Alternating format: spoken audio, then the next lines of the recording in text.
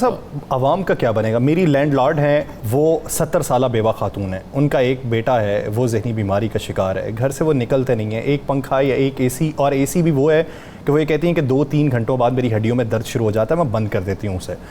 तो उनका जो बिल आया है, आज वो मेरे पास आई, कहती बेटा या तो मेरा ये मीटर ख़राब हो गया है या मेरे घर से बिजली चोरी हो रही है। मैं उनको बड़ी समझाने की कोशिश की कि ये सब के बिल आ रहे हैं। उन्होंने कहा ये हो ही नहीं सकता, मेरा ज़्यादा से ज़्यादा बिल जो है वो 7-8 हज़ार होगा, ये 24-25 हज़ार बिल मुझे आज तक ज़िंदगी में कभी नहीं आया, तो मेरे साथ जाके ये मेरा मीटर चेंज करवा दो। उधर बंदा क्या बात करे किसी दूसरे। मुझे एक बात बताए, आज तक पाकिस्तान में 11 अरस्तुओं की हुकूमत भी नहीं आई थी।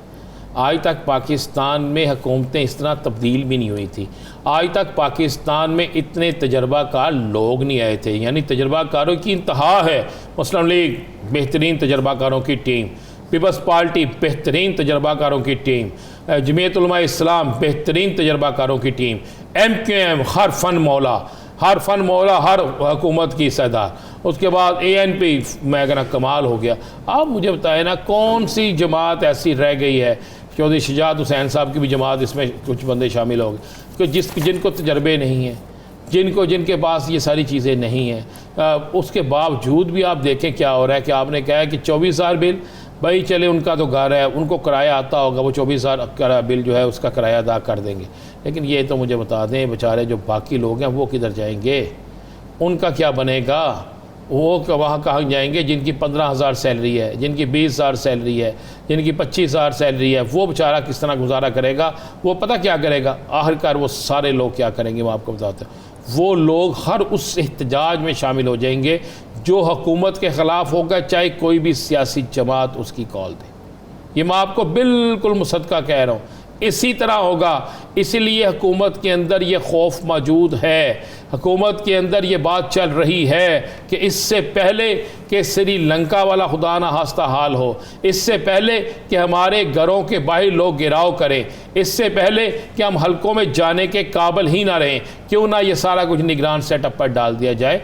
अभी आप मुझे बता दें ज़रा निकाल के हिसाब, आप सुबह भी बुलेटिन देखते हैं, सारा देखते हैं, मुझे बता दें कितने दिन हो गए हैं हुक्मरानों की तरफ से ये बात किए हुए कि इलेक्शन जो है अगले साल इतनी तारीख को होंगे। अब तो वो बातें दम तोड़ गई हैं, दम तोड़ गई है ना। अब तो मोहसिन रांझा कह रहे हैं फरवरी में इलेक्शन हो सकते हैं। आपने कैसा शेख की बात सुनी, उन्होंने कहा जी हाँ मुझे भी यही इतला मिल रही है, बाकी मुस्लिम लोग हैं। यानी ये तो अब नज़र आना शुरू हो गया है।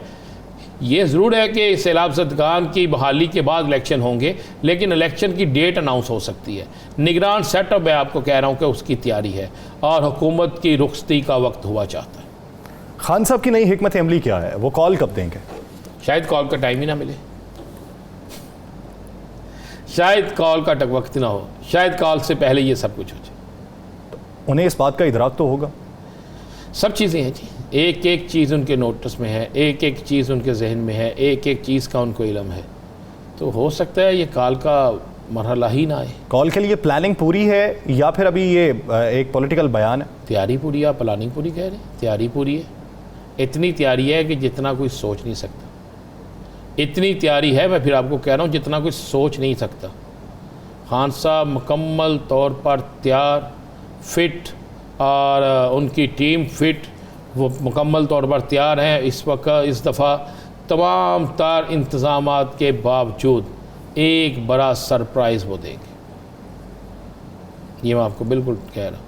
एक बड़ा सरप्राइज़ देंगे और वो सरप्राइज़ इतना खौफनाक हो सकता है कि उसके बाद फिर मुज़ाकरात के रास्ते भी बंद हो जाते हैं और उसके बाद फिर आप ये कहें कि सारे मामला ठीक हो जाएंगे, वो मामला ठीक भी नहीं होंगे। देखें यासर, एक चीज़ तो आप नहीं ना, वो कप्तान कितना पुरुमीद है कि उसकी गुजरांवाला की तकरीर में आपने उनके चेहरे के तासरात देखे, और आज वो देखें, आज वो सैलाब ज़दगान के लिए फिर दोबारा आवाम से अपील कर रहे हैं, आ रहे हैं। उन्होंने तो यानी ज़हन बना लिया है कि मैंने सैलाब ज़दगान की भी मदद उसी तरह करनी है और अपनी एहतजाजी तहरीक को भी इसी तरह चलाना है। चले आप अगर पूछ रहे हैं, मैं आपको बता देता हूँ, अगर सितंबर के एंड तक इलेक्शन की डेट अनाउंस ना की गई या निगरान सेटअप का ऐलान ना किया गया, तो अक्टूबर का पहला हफ्ता जो है, सितंबर का आखिरी हफ्ता या अक्टूबर का पहला हफ्ता इस्लामाबाद के अंदर धरने का ऐलान होगा।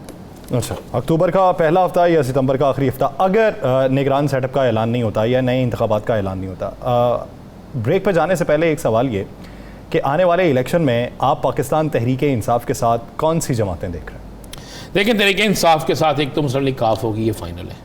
परवेज़ रही वगैरह जो है वो पर एक क्लियर है, वो ओपन इनके साथ होगी। दूसरा एक मजहबी जमात जिसे शेरानी साहब हैं, मौलाना शेरानी साहब जी, और दीगर उनके साथ बड़े और काफ़ी लोग मिलेंगे, यानी जमीयत उलमा इस्लाम से अलग हुए का एक बड़ा ग्रुप, और इसी तरह जमीयत उलमा पाकिस्तान का एक बड़ा ग्रुप, और इसी तरह आपको आर सिंध के अंदर आपको एक बड़ा सियासी ग्रुप जो है खान साहब के साथ खड़ा नजर आएगा।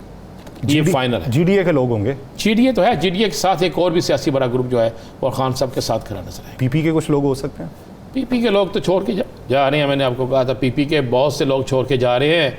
आइंदा आने वाला इलेक्शन सखर, लारकाना, दादू, ये दादू जो है, ये यहाँ पर आपको सोच नहीं आपकी कि होगा क्या।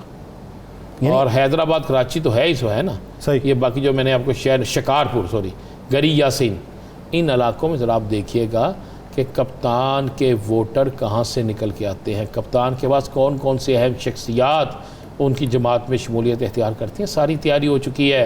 पीपल्स पार्टी की पहली दफ़ा पीपल्स पार्टी की अपनी सफ़ों के अंदर हलचल मचेगी पहली दफ़ा, और ये इतनी खौफनाक हलचल होगी कि इससे अगर कोई कहे बचें तो मुमकिन मुझे नज़र नहीं आता। भाई अगर ख़ान की पोजीशन ना होती तो खुदा की कसम ये 2 दिन पहले इलेक्शन का ऐलान कर चुके होते, बल्कि 2 माह पहले इलेक्शन का ऐलान कर चुके होते। इनको खौफ क्या है? ये बार बार कहते थे इमरान को इलेक्शन कराओ, इलेक्शन कराओ, इलेक्शन कराओ। अब ये इलेक्शन क्यों नहीं कराते? क्योंकि इनको नज़र आ रहा है कि इलेक्शन कराया तो हम सब के साथ वो होगा कि जिसकी वो ये तो नहीं, जिसके मतलब ये सोच भी नहीं सकते थे। तो लिहाजा अब ये सारी चीज़ों पे आके जो चीज़ें ख़त्म हुई हैं, जो एंड पे जो चीज़ें जा रही हैं वो यही है कि सियासत के अंदर बहुत बड़ी तब्दीली आ रही है, और तब्दीली ये होगी कि पहली दफ़ा कप्तान की अपनी टीम तो है, बहुत सी जमातें कप्तान के साथ चलने के लिए ख़ुद राब्ते कर रही हैं, और बहुत से राब्ते हो चुके हैं, और बहुत से राब्तों के हवाले से काम भी मुकम्मल हो चुके हैं। राब्ते बहुत से हो चुके हैं, बहुत से राब्तों के हवाले से काम मुकम्मल हो चुका है। नाज़रीन, इसी सियासी मंजरनामे पे मज़ीद भी बात करेंगे, लेकिन एक शॉर्ट ब्रेक के बाद कहीं नहीं जाएगा। Stay with us.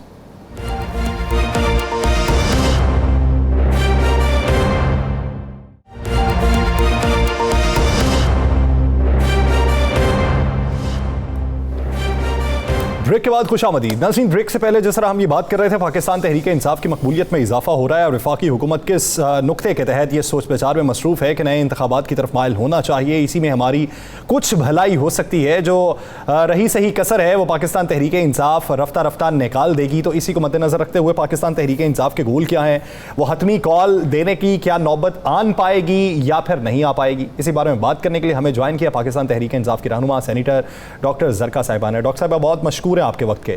डॉक्टर साहिबा, अगर देखा जाए तो पाकिस्तान तहरीक इंसाफ ने जितने जलसे किए हैं उस पर तनकीद भी होती रही है, लेकिन इस सब के बावजूद आपको अवामी मकबूलियत हासिल रही।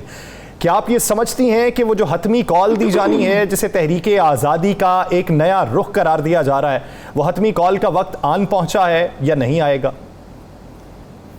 जी, बिस्मिल्लाहिर्रहमानिर्रहीम, बहुत शुक्रिया जी। हकीकी आज़ादी जिसके लिए हम सब खड़े हुए हैं, और इमरान खान साहब हमारे लीडर हैं, बल्कि सिर्फ पाकिस्तान के नहीं पूरी दुनिया उनकी तरफ देख रही है। अब मसला ये है कि ये जितने भी हरबे इस्तेमाल कर लें, तोशा खाना इन्होंने स्टार्ट किया, फॉरेन फंडिंग इन्होंने कोशिश की, अब ये तौहीने अदालत की कोशिश कर रहे हैं, एंटी टेररिज्म का इन्होंने केस लेके आए, मतलब सारे झूठे, क्योंकि इनका सारा नैरेटिव, इनकी सारी कोशिशें झूठ पे मबनी हैं। ऐसा वजीर आजम जिसका बेटा और वो खुद दोनों जिन पे फर्द जुर्म आयद होना था, जिस दिन उन्होंने हल्फ लिया, यानी ये सारे का सारा सिस्टम ही दीमक ज़दा और करप्शन से भरा हुआ सिस्टम है। तो अवाम अब खड़ी हो गई है, और अवाम के डर से इस वक्त सबके पांव लरज रहे हैं, परेशान हैं कि कहाँ जाएं, क्या करें। खौफ से ना रात को नींद आती है, ना दिन को इनको चैन आता है। ऊपर से जो हमारे क्राइम मिनिस्टर हैं वो हर जगह जाके पाकिस्तान की ऐसी बेइज्जती करते हैं।